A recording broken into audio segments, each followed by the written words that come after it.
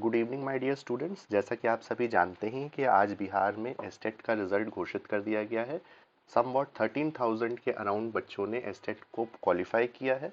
तो उन सभी बच्चों के लिए शुभकामनाएं। और जिन बच्चों का थोड़ा सा रिजल्ट अच्छा नहीं आया उन लोग से मैं कहना चाहूँगा कि आप लोग दोबारा से तैयारी करो, क्योंकि फेज़ 2 का एसटेट का पेपर भी जल्दी ही होने वाला है। तो आप लोग उसके लिए अच्छे से प्रिपेयर करो और उसको दो, ताकि आप भी अच्छे से सेलेक्ट हो जाओ बिहार की टीआरई 4.0 में।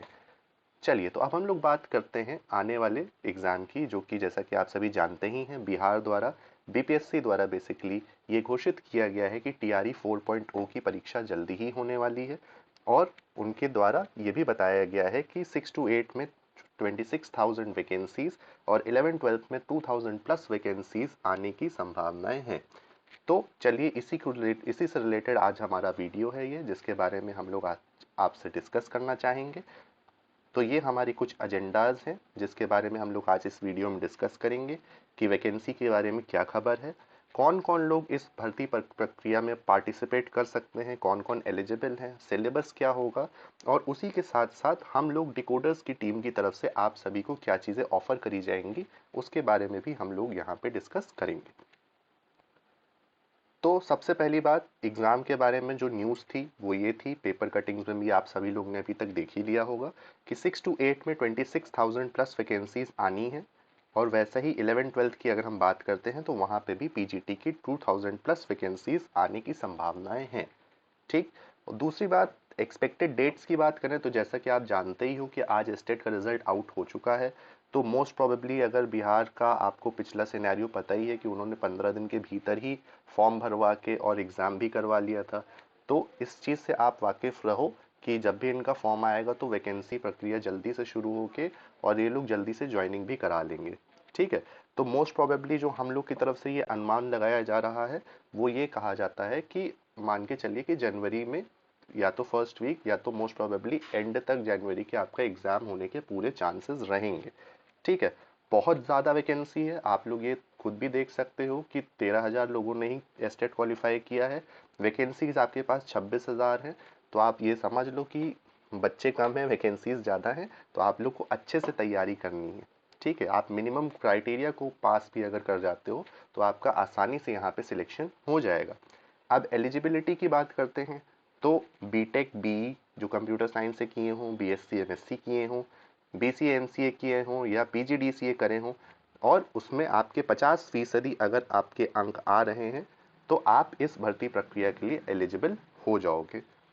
एक बहुत बेसिक डाउट जो सबका होता है वो ये कहता है कि बीएड आप सभी को करना ज़रूरी है कि नहीं है। तो ये चीज़ मैं आपको क्लियर कर दूं, ज़्यादातर एग्ज़ाम जो कि हमारे इंडिया में ऑल ओवर इंडिया करवाए जाते हैं कंप्यूटर टीचर की वैकेंसी के लिए, उसमें बीएड मैंडेटरी नहीं रहता, लेकिन आपको बाद में करना होता है सो दैट आप आसानी से प्रमोशंस ले पाओ। तो इस भर्ती प्रक्रिया में भी बीएड आपका मैंडेटरी नहीं रहेगा। लेकिन इसमें सबसे ज़रूरी क्या चीज़ है कि आपका एस्टेट पेपर 2 जो है वो क्वालिफाइड होना चाहिए। अब 6 to 8 वाली वैकेंसी जो आ रही है, जो बहुत सारे लोग कहते हैं कि 6 to 8 के लिए तो एस्टेट पेपर 1 आपको क्वालिफाई करना चाहिए, लेकिन एस्टेट पेपर 1 में इस बार कंप्यूटर साइंस का जो सब्जेक्ट था वो नहीं था। तो अगर वो लोग भर्ती प्रक्रिया कंडक्ट करवाते हैं तो वो एस्टेट पेपर 2 के ही अकॉर्डिंग करवाएंगे। ठीक है। तो इस चीज़ का आप बहुत अच्छे से ध्यान रखना। 50% मार्क्स यहाँ पे मैंडेटरी हैं और आपको एस्टेट पेपर 2 क्वालिफाइड होना ज़रूरी है अगर बीपीएससी की वैकेंसी में आप बैठना चाहते हो। अब अगर हम लोग बात करते हैं अपने सिलेबस की, जो कि सबसे इम्पोर्टेंट चीज़ है, तो यहाँ पे हम लोग ने एक बेसिक सिलेबस ब्रेक डाउन किया हुआ है। जैसा कि आप जानते ही हो, आपके पेपर में 120 क्वेश्चंस पूछे जाएंगे। इस 120 में से 80 क्वेश्चंस आपके सीएस के होंगे और 40 क्वेश्चन आपके जनरल अवेयरनेस के होंगे, जिसमें मैथ्स, रीजनिंग और वहाँ का आपका बिहार का जीके पूछा जाएगा और करंट अफेयर्स पूछे जाएंगे। तो इन सबको भी आपको तैयार करना होगा। लेकिन हमारा जो मेन फोकस होगा, डिकोडर्स की टीम आपको ये 80 क्वेश्चंस के लिए बहुत अच्छे से प्रिपेयर कराने की पूरी कोशिश करेगी, वो भी बिना किसी शुल्क के, फ्री ऑफ कॉस्ट हम लोग ये पूरा कोर्स अपना लॉन्च करने जा रहे हैं, जिसका सिलेबस आपको यहाँ पे दिया हुआ है, आप लोग यहाँ पे देख सकते हैं। पहला टॉपिक, सबसे इंपॉर्टेंट टॉपिक, आपका ऑपरेटिंग सिस्टम आता है। ऑपरेटिंग सिस्टम से बहुत क्वेश्चंस पूछे जाते हैं। कंप्यूटर ऑर्गेनाइजेशन, आर्किटेक्चर या फंडामेंटल्स आप कह लीजिए, इसके भी बहुत क्वेश्चन पूछे जाते हैं। C C plus plus as given, C C plus plus के भी बहुत क्वेश्चन आते हैं। वैसे ही digital electronics, data structure and algorithm, Java plus Python, computer networking, DBMS, fundamentals, multimedia, system security, HTML, CSS, PHP और आईओटी, ये सभी टॉपिक्स के आपके इक्वल अमाउंट ऑफ क्वेश्चंस आप मान के चलो कि आएंगे ही आएंगे आपके पेपर में। यहाँ पे कुछ कुछ टॉपिक्स में अगर आपको बताऊं तो आपका ऑपरेटिंग सिस्टम बहुत इंपॉर्टेंट हो जाता है, क्योंकि 80 में से आप ये मान के चल सकते हो कि 7 से 8 क्वेश्चन आपके ऑपरेटिंग सिस्टम से आएंगे ही आएंगे। 8 से 10 क्वेश्चन आपके आर्किटेक्चर से पूछे ही जाते हैं। सी सी प्लस प्लस से भी आप मिला के चलो तो 8 से 10 क्वेश्चन आपके सी सी प्लस प्लस से भी आते हैं। डिजिटल इलेक्ट्रॉनिक्स के भी 8 से 10 क्वेश्चन आते हैं।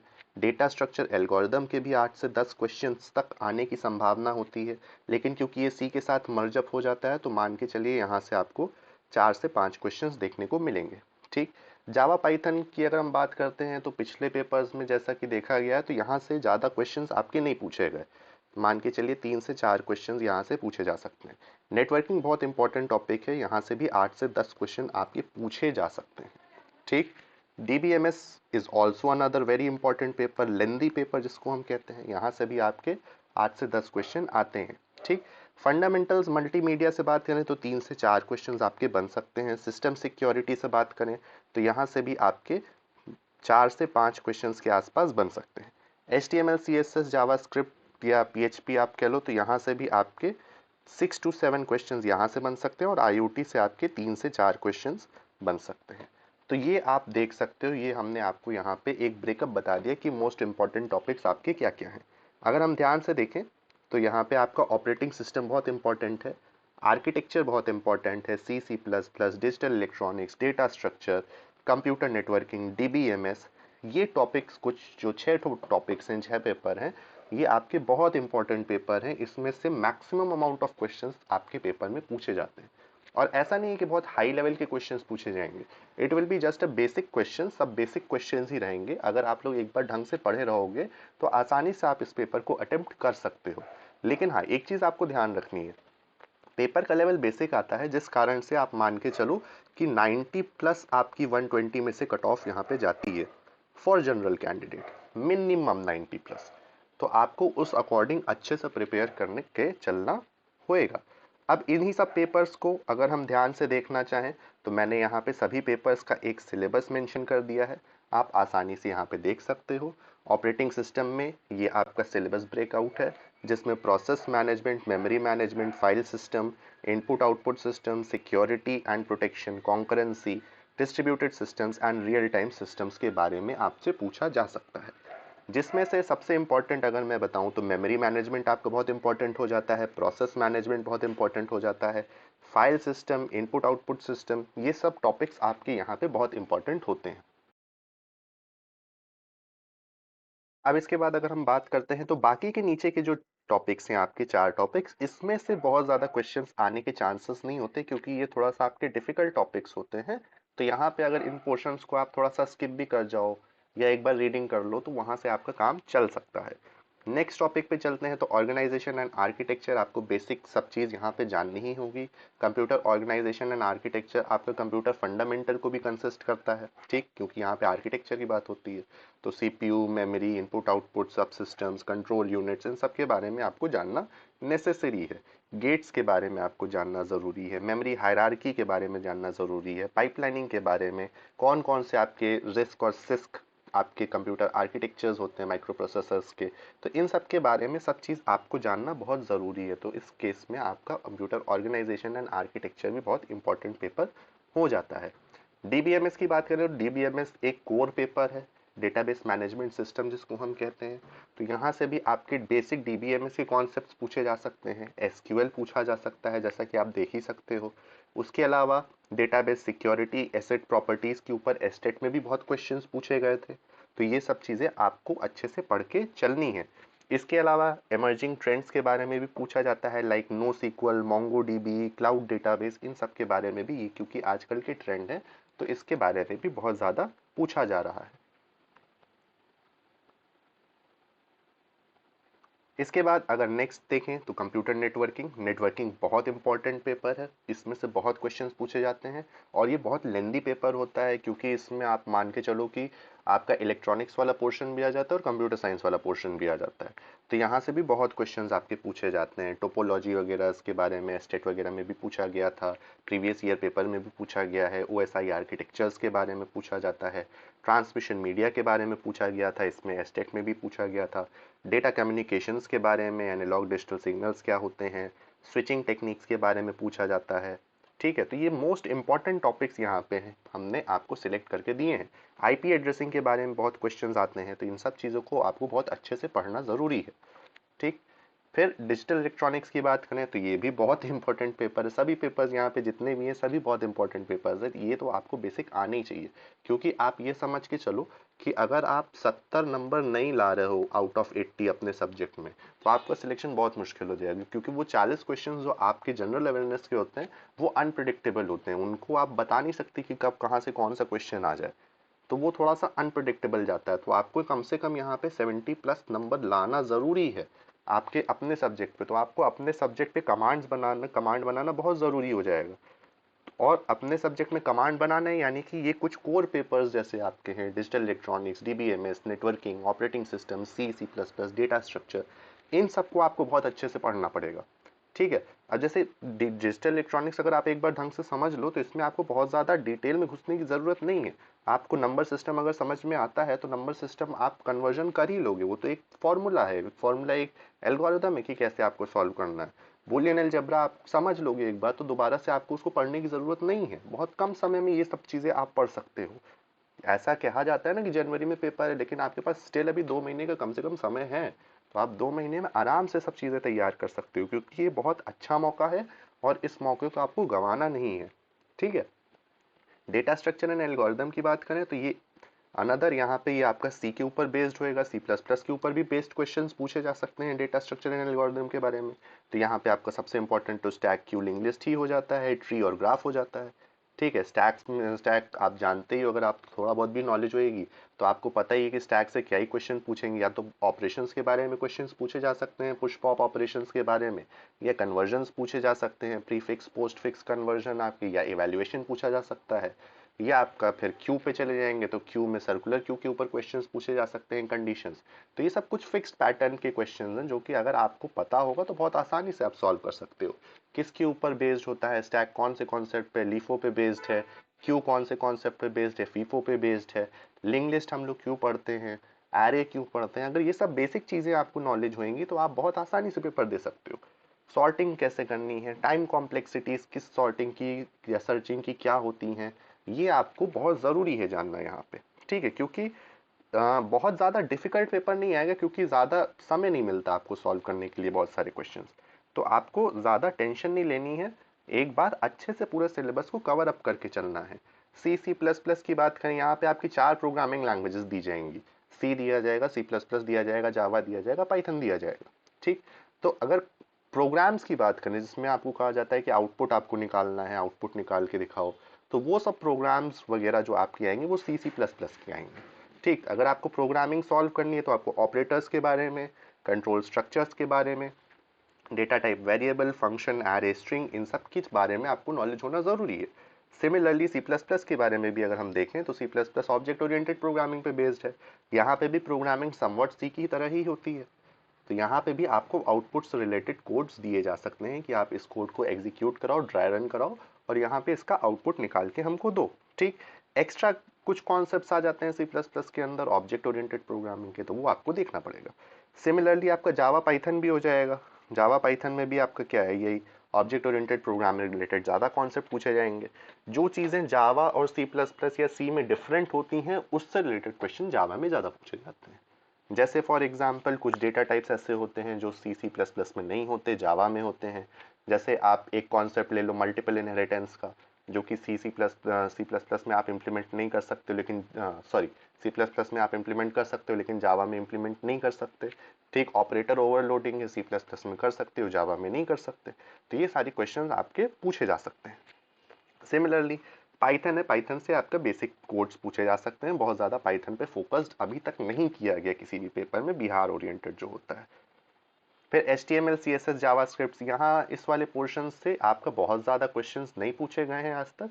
तो इसमें अगर आप बेसिक कमांड्स जानते हो HTML के, CSS के, PHP के, तो आपका बहुत आसानी से यहाँ पे काम हो जाएगा। तो फिर हम बात करते हैं अगर मल्टीमीडिया, IoT और सिस्टम सिक्योरिटी की, तो ये तीनों टॉपिक आपके ऐसे हैं कि बहुत बेसिक चीज़ें यहाँ से पूछी जाएंगी, बहुत ज़्यादा डीप में घुस के यहाँ से कोई भी चीज़ नहीं पूछी जाएगी। लाइक मल्टीमीडिया क्या होता है, कि कौन कौन से फॉर्म्स ऑफ मीडिया होते हैं, कौन कौन से डिवाइसेस किस लिए यूज़ किए जाते हैं, एक्सटेंशंस कौन कौन से होते हैं, जैसे MP3 होता है, MPEG होता है, JPEG होता है, उन सब के फुल फॉर्म क्या होते हैं, किससे रिलेटेड, लाइक JPEG है तो वो इमेज से रिलेटेड होएगा, ये सब चीज़ें पूछी जाती है, बहुत ज़्यादा डिटेल में नहीं पूछा जाता। IoT में जाते हैं तो IoT के बेसिक कॉन्सेप्ट्स, आर्किटेक्चर्स पूछे जा सकते हैं, कम्युनिकेशन प्रोटोकॉल्स पूछे जा सकते हैं, वाईफाई, ब्लूटूथ, ZigBee, इसमें भी आपका बहुत ज़्यादा चीज़ें डिटेल में इन डेप्थ घुस के आपको नहीं पढ़ना। अगर आप ये सोच रहे हो कि हमको IoT पूरा पेपर पढ़ना है, तो नहीं, आपको केवल बेसिक्स जानने हैं इन सब चीज़ों के बारे में, मल्टीमीडिया के बारे में बेसिक्स जानने हैं, ठीक है, बहुत ज़्यादा डीप में नहीं घुसना। सिस्टम सिक्योरिटी की बात करते हैं तो सिस्टम सिक्योरिटी भी बेसिक लेवल पे आपको पढ़ना है, डिटेल में नहीं जाना कि हम क्रिप्टोग्राफी और साइबर सिक्योरिटी के बेसिक डेप्थ में घुसना, तो उससे आपका समय वेस्ट होगा, आपको समय बचा के चलना है, ठीक है, समय बहुत इंपॉर्टेंट है, ये मौका दोबारा नहीं आएगा, है ना। तो इसको आपको बहुत अच्छे से अपना टाइम को यूटिलाइज करके चलना है।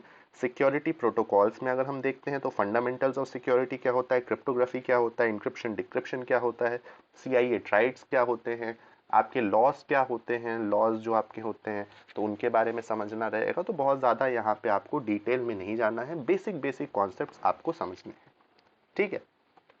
अब डिकोडर्स आपको क्या ऑफर कर रहा है, तो यहाँ पे डिकोडर्स की टीम आपको डेली बेसिस पे 2 वीडियोस ऑफर करेगा, एक सुबह के समय, एक शाम के समय, टाइम आपको बता दिया जाएगा, जिसमें हर वीडियो में बेसिकली हम लोग क्या करेंगे, 10 क्वेश्चंस के MCQs, प्रीवियस ईयर क्वेश्चंस या मोस्ट एक्सपेक्टेड क्वेश्चंस का वीडियो विद एक्सप्लेनेशन बनाएंगे, और वो आपको हम लोग डेली बेसिस पे प्रोवाइड करेंगे।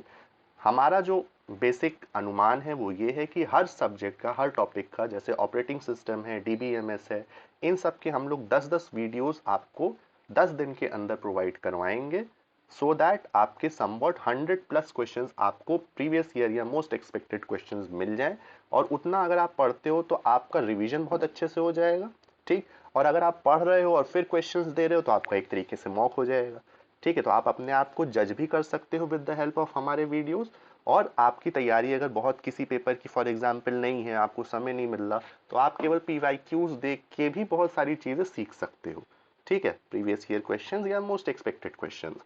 तो डेली के 2 वीडियोस आपको मिलेंगे, सुबह एक डिफरेंट सब्जेक्ट का होगा, शाम को एक डिफरेंट सब्जेक्ट का होगा, और 10 दिन, मतलब आप ऐसे मान के चलो तो आपका 10 दिन के अंदर 2 पेपर तैयार हम लोग करवाएंगे, ठीक है। टॉपिक बाय टॉपिक हर चीज का आपको एक्सप्लेनेशन दिया जाएगा। अगर आपको कोई क्वेश्चंस में डाउट होते हैं तो आप क्या करो, आप नीचे कमेंट में उसको क्वेश्चन को मेंशन कर दो कि सर ये क्वेश्चन हमको समझ में नहीं आ रहा है। हम लोग क्या करेंगे, उन सभी क्वेश्चंस का एक लिस्ट बनाएंगे, जो क्वेश्चंस आपकी तरफ से बोला जाएगा कि आप लोग को समझ में नहीं आ रहा है, और 11वें दिन, जब 10 दिन हमारा वीडियो कंप्लीट हो जाएगा, तो 11वें दिन हम लोग एक प्रॉब्लम सॉल्विंग वीडियो या प्रॉब्लम सॉल्विंग के लिए लाइव सेशंस आपके लिए लगा देंगे, जिसमें कि आप सभी अपने डाउट्स को सॉल्व करवा सकते हो, ठीक है। तो ये हम लोग की तरफ से आपको ऑफर किया जाएगा। Thank you for watching today's video. ये आपके लिए बहुत इंपॉर्टेंट है, ये बहुत अच्छी वैकेंसी आपके लिए आ रही है, इस पे आपको बहुत ज़्यादा ध्यान देना है, ठीक है। बाकी आप सभी